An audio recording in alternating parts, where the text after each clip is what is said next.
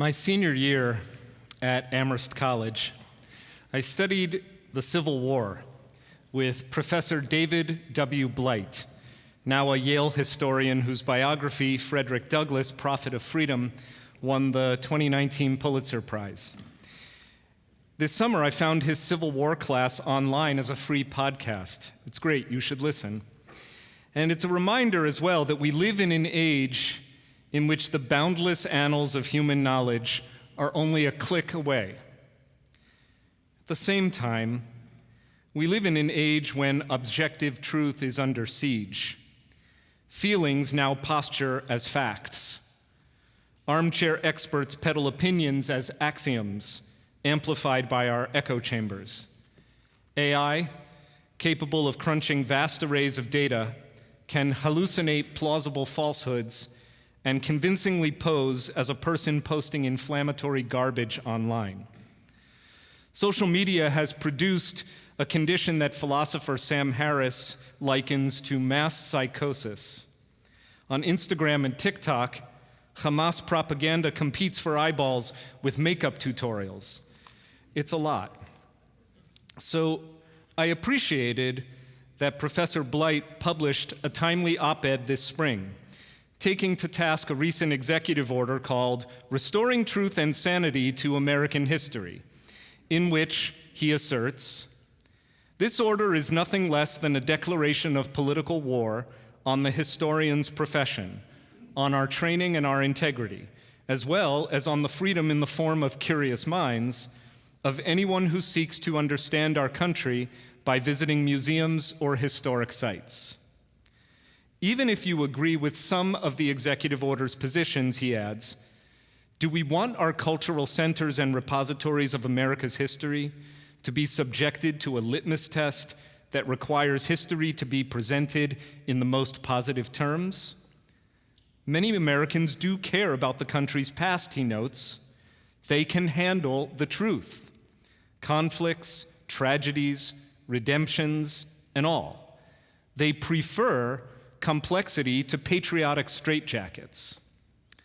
Well, I read this and I thought, well, can we? Do we? And then I recalled the film A Few Good Men, in which Jack Nicholson's Colonel Jessup roars back at Tom Cruise's Lieutenant Kaffee one of the iconic lines in cinematic history, and if you know it, you can join me. You can't handle the truth. That was so much better than the 5 o'clock crowd, by the way. This is what happens if you give dinner and a glass of wine to a congregation before they come to shul. Okay, so friends, the title of my sermon tonight is You Can't Handle the Truth, or Can You? Now, of course, no political party has a monopoly on truth or lies. Both sides have asked us to ignore our eyes and ears and brains, whether it's about our elected officials' fitness for office, the origins of COVID, or our nation's fraught history with indigenous peoples, slavery, civil rights, women's rights, anti-Semitism, the LGBTQ community, immigrants. It's a long list. Truth should not be beholden to political agendas. Yet the assault on objective reality at this moment feels particularly fierce and consequential. This in and of itself is nothing new. Surely we are not the first generation to have reason not to believe everything the government tells us. Consider the great German Jewish scholar Hannah Arendt, one of the most influential political theorists of the 20th century.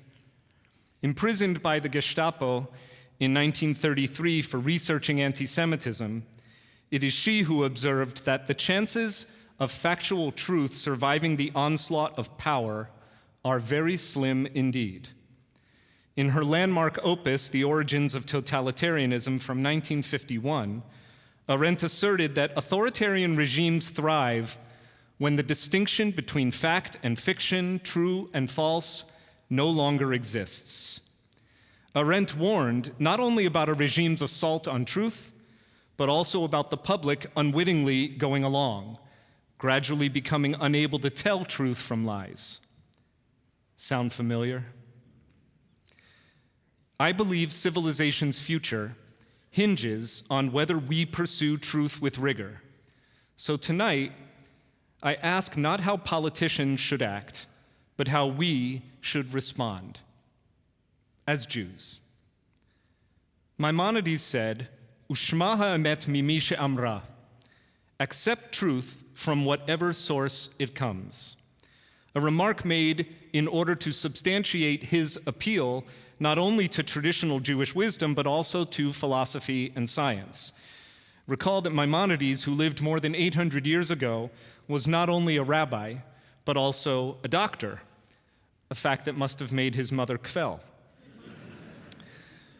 When religion and science clash, Maimonides taught, it's our understanding of religion that needs updating, not empirical truth.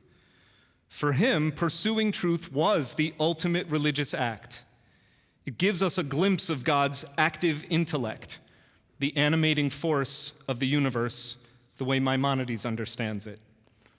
This theme echoes the signature prayer of the Holy Days that we will hear again tomorrow morning, Unetane Tokef, which twice invokes emet, truth, in its opening verse. Your throne is established in truth. In truth, you are judge and plaintiff, counselor and witness. In fact, many musical settings play up the word emet, truth, to underscore its centrality to the text and indeed to Jewish theology. Fun fact, a few years back, a child born in our WRT family was given the name Emet to honor the commanding way in which Cantor Stephen Merkel of blessed memory used to sing Emet in the Unetane Tokef. Emet, truth, affirms order and meaning even amidst life's chaos. When a loved one dies, we say, Baruch Dayan HaEmet, blessed are you, the judge of truth, which acknowledges that death is part of God's eternal plan. Death may just be the one true thing we know in this life. The Talmud puts it this way, Chotamo shel HaKadosh Baruch Hu emet. The seal of the Holy One is emet, truth. So the way Judaism thinks, seeking truth is a way to draw nearer to God. It illuminates the divine presence in the everyday workings of the world. God and truth, or ultimate reality, are actually indistinguishable from one another. At the same time, the truth hurts, doesn't it?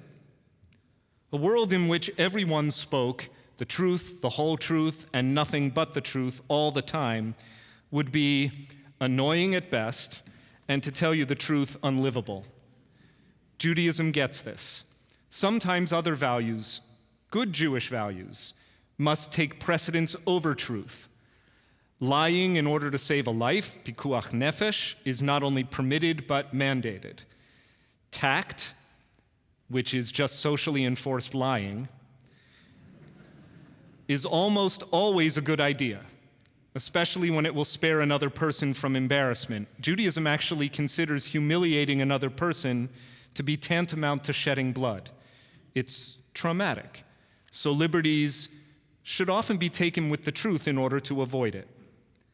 Judaism even encourages, don't go too far with this, but Judaism even encourages the occasional white lie for the sake of marital and household harmony, what we call shalom bayit, or shalom in the home. You see, the social order depends to some degree on kicking truth out of the room in order to make some more room for compassion. A midrash imagines the angels debating God's decision to create humankind.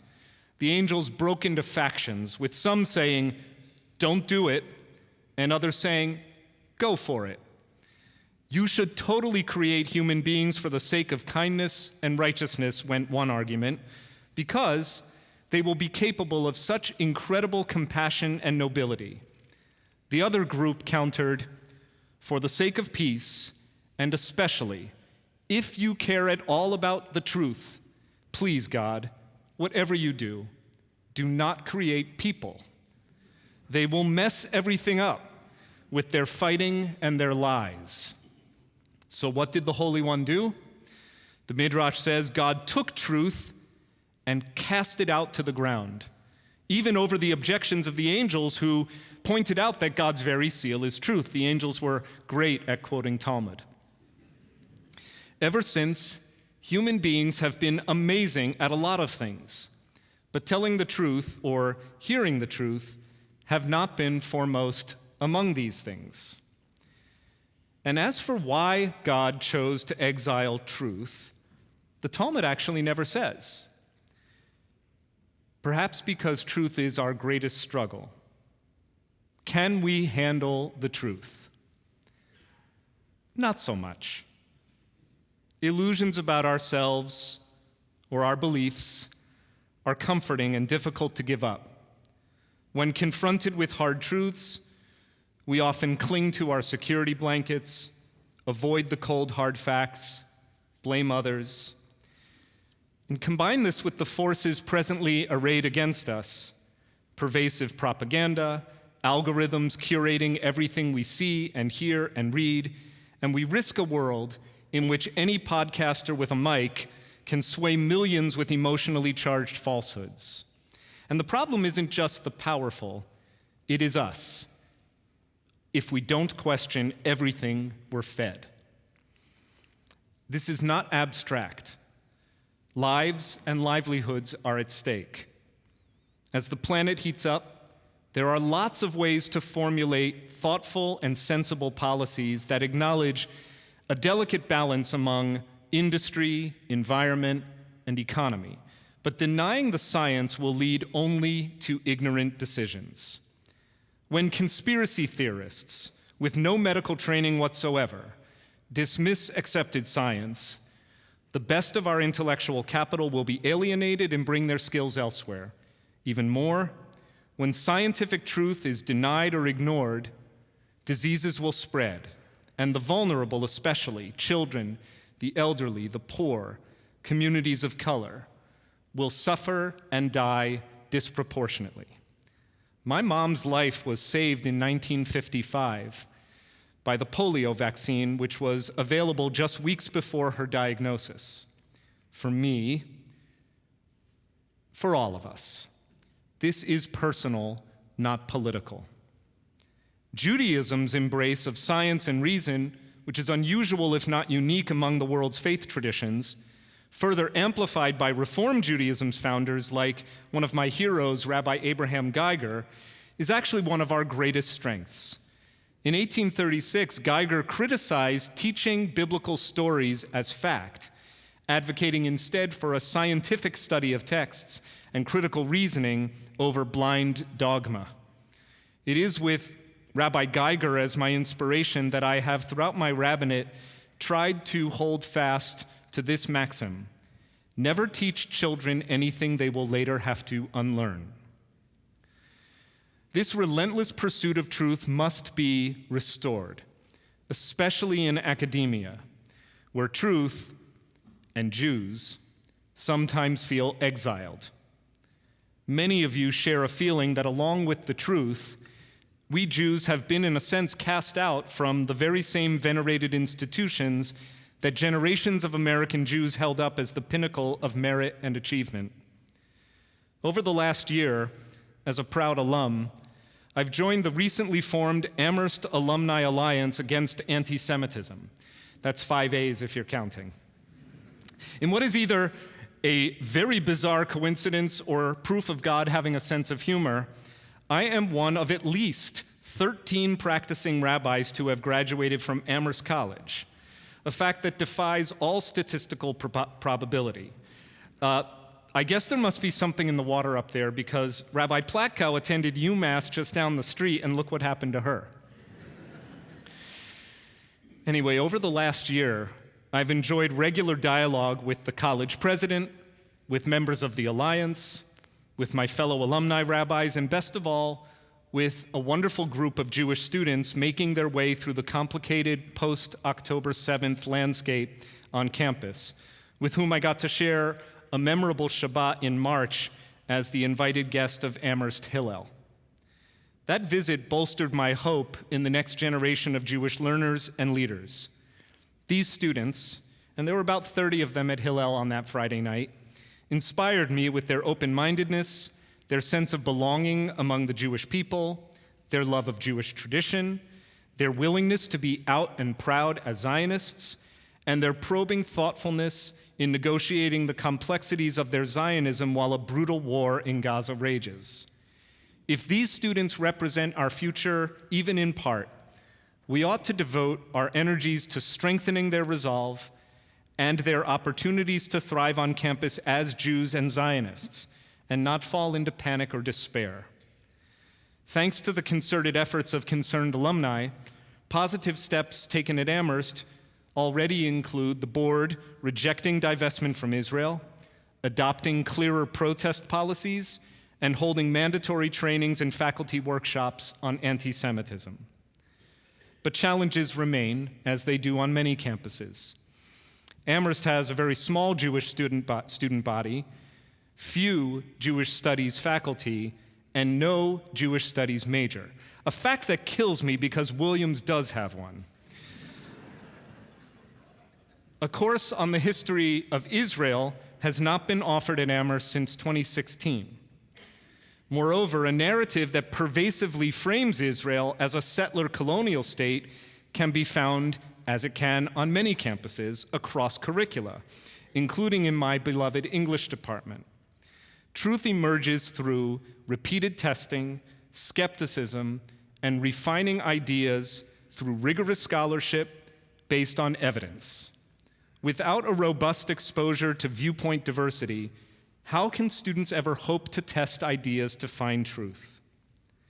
Now, reviving truth, justice, and the American way on our campuses should not involve government overreach or financial penalties that harm research and, frankly, exploit anti-Semitism for partisan ends.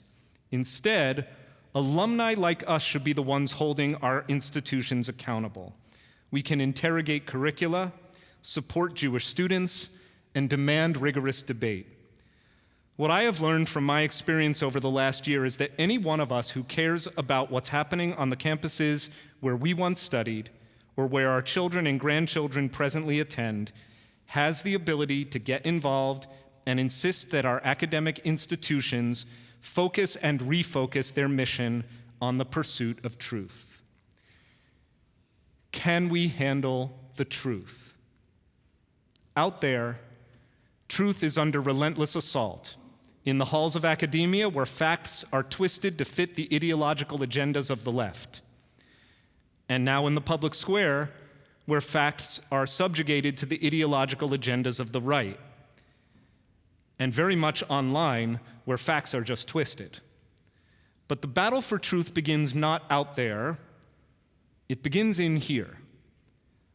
On Yom Kippur, as we turn inward in Teshuvah, we confront hard truths about ourselves, all the things we'd rather not bring to light, the flaws, the unspoken regrets, all the ways we've just missed the mark.